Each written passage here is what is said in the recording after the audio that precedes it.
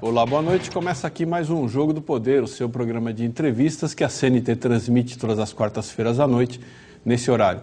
Na verdade, esse é um Jogo do Poder especial, o primeiro de uma série. Nós vamos entrevistar aqui o conjunto dos presidenciáveis. Todos eles foram convidados e a CNT vai trazer todos, os dos partidos grandes, dos partidos pequenos, os que têm mais intenção de voto nas pesquisas, os que têm menos. Nosso entrevistado de hoje é o Levi Fidelix, candidato pelo PRTB, Partido Renovador Trabalhista Brasileiro. Participa também comigo da entrevista o Domingos Trevisan, jornalista, que é diretor de jornalismo da CNT. Boa noite, candidato. Boa noite, Alon. Boa noite, Trevisan. Aos telespectadores, muito boa noite. Espero que esse programa possa levar realmente a uma situação que possamos não apenas debater, como levar propostas e conceitos para todo o Brasil através dessa rede, que também é bastante conceituada. Candidato, a primeira pergunta que eu lhe faço é em relação às suas possibilidades eleitorais. De um ponto de vista realista, o que as pesquisas andam dizendo, e também o desempenho anterior do seu partido nas eleições, as suas possibilidades, a gente poderia dizer que são pequenas. Talvez o senhor não concorde comigo, mas eu sou obrigado a colocar aí as questões factuais, né? Qual é a motivação, qual é o sentido de uma candidatura quando a gente sabe que a chance de se eleger é muito pequena?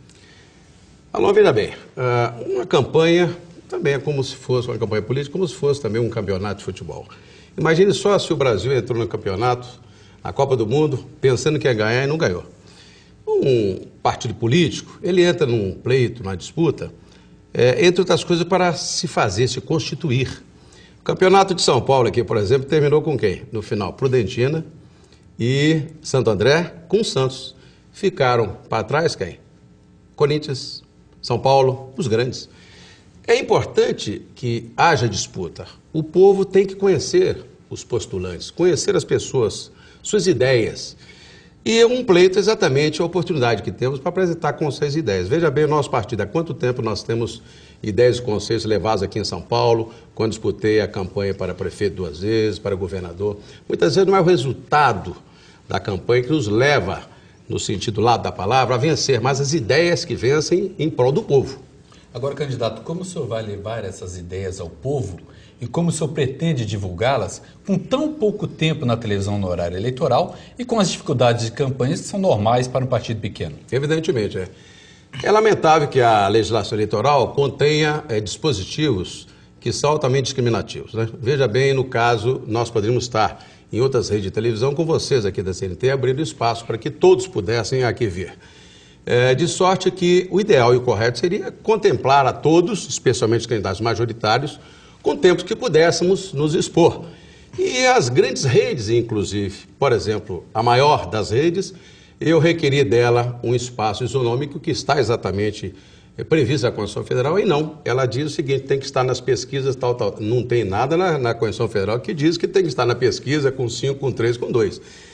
E isso é altamente discriminativo. Isso não permite que a gente possa levar, em tão pouco tempo, você diz muito bem, em 30 segundos ou 1 minuto, uma ideia, um conceito. Claro que nós temos materiais, outros que chegarão à sociedade, como o programa de governo, as entrevistas, o corpo a corpo, e também nós podemos esquecer que nós temos a base partidária. O meu partido, por exemplo, o PRTB, possui hoje em torno de 2 milhões a 3 milhões de votos, e eu tenho hoje 1.500 pessoas que estão disputando candidaturas a deputados federais, deputados estaduais, 8 candidaturas a governador nos estados. Essas pessoas também levam as nossas propostas. Então, nós temos densidade. Densidade essa, por exemplo, você daqui a pouco estarão entrevistando o Plínio. O pessoal tem somente 12 mil filiados. Até eu deixei de colocar no início do programa que o próximo entrevistado ainda hoje deve ser o candidato Plínio de Arruda Sampaio do PSOL. Muito bem. Veja bem, ele foi entrevistado pela Globo para ter 12 minutos. E o Plínio tem, o partido dele, o pessoal, tem 12 mil filiados. Eu tenho 120 mil, 10 vezes mais. Quer dizer que será correto isto, né? Colocarmos parâmetros referenciais apenas deputados federais? Não.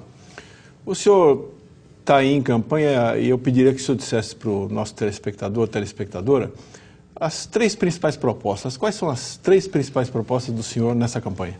Alon, nenhum candidato, nem Dilma Serra, nem Plínio, nem Marina, estão tocando no ponto focal, que é exatamente a questão econômico-financeira. No meu ponto de vista, devemos estar tratando disso hoje. O país está dirigido hoje por uma estrutura bancário-financeira, em detrimento da produção e da produtividade. Ou seja, nós temos hoje o senhor Meirelles, que toda vez que sobe um pouco a inflação, vem e sobe também a taxa Selic. Não precisa nem subir, só ameaça de subir, já sobe então antes, sobe, né? tudo. Então o que temos hoje? Exatamente essa dicotomia, não é? A teoria keynesiana monetarista que vive o nosso país. Ora, a gente sabe muitas vezes que se temos aquecido o mercado em caso de aço, ou seja, cimento, que são casos de moradia, também não temos esse mesmo aquecimento na agricultura. Então, como subir o juro e atinge a toda a sociedade? Então, nós temos que parar de tratar o Brasil como se estivéssemos em febre permanente.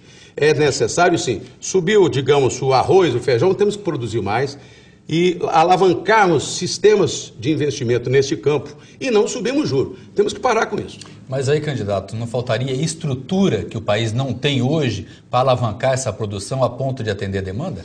O governo tem que atuar como indutor, mas às vezes tem que intervir.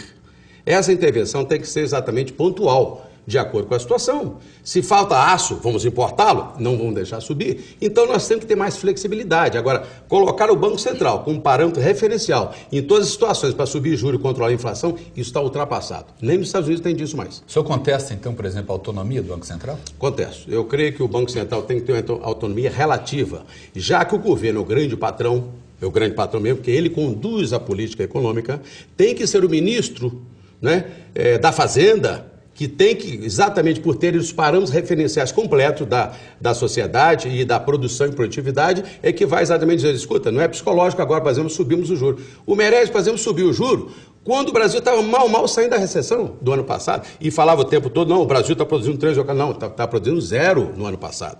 Então nós temos de uma vez por todas acabar com essa falácia monetarista no nosso país. Temos que conduzir o nosso país a curto, médio e longo prazo e acabar com essa historinha de estarmos sempre com febre e controlando a inflação com juros que sobe e que desce. Isso, para mim, não pode ter. Eu perguntei de 3 propostas. O senhor falou dos juros. Qual é a segunda? Então, mudar o foco do desenvolvimento nacional, do bancário e financeiro para produção e produtividade. Ou seja, a agricultura, a indústria, o comércio e serviços e o terceiro setor têm que ser contemplados com incentivos e com financiamento de longo prazo. Este, então, é o primeiro. Eu creio que deveríamos também entrar num campo muito interessante, exatamente, que é a questão, segundo, né, é a reforma financeiro-tributária. Não adianta nós queremos enfatizar isso sem fazermos uma reforma com profundidade, mas não apenas a reforma tributária, como todo mundo quer, porque existe a financeira. E isso foi realizado apenas em 1967 por Roberto Campos, a última vez que fizemos. Ou seja, a relação do banco com o consumidor. Naquele tempo, os bancos pagavam juros às pessoas, né? E veio o Roberto Campos e disse, olha, vamos doravante fazer com que os juros não sejam cobrados, mas em troca disso, nós vamos fazer o quê? Não vamos cobrar talões de cheque, não vamos cobrar taxas e emolumentos. Então, houve uma equação de igualdade. Anos mais tarde, os bancos começaram a cobrar tudo de novo, cobrar por talão, cobrar por digitação lá da sua senha. Foi, acho que, se eu não me engano, no Plano Cruzado, onde caiu a inflação, aí deram essa remuneração de tarifas como uma forma de compensar os bancos. Exatamente. Mas será que os bancos, de fato, não estão ganhando dinheiro demais com essas tarifas? Estão ganhando, exatamente. E o consumidor? Por isso nós temos exatamente de fazer uma reforma, Alon, financeiro-tributária. A relação com o consumidor, com o usuário de dinheiro. Hoje em dia os bancos, inclusive o candidato Serra foi o relator daquela emenda constitucional drástica, né?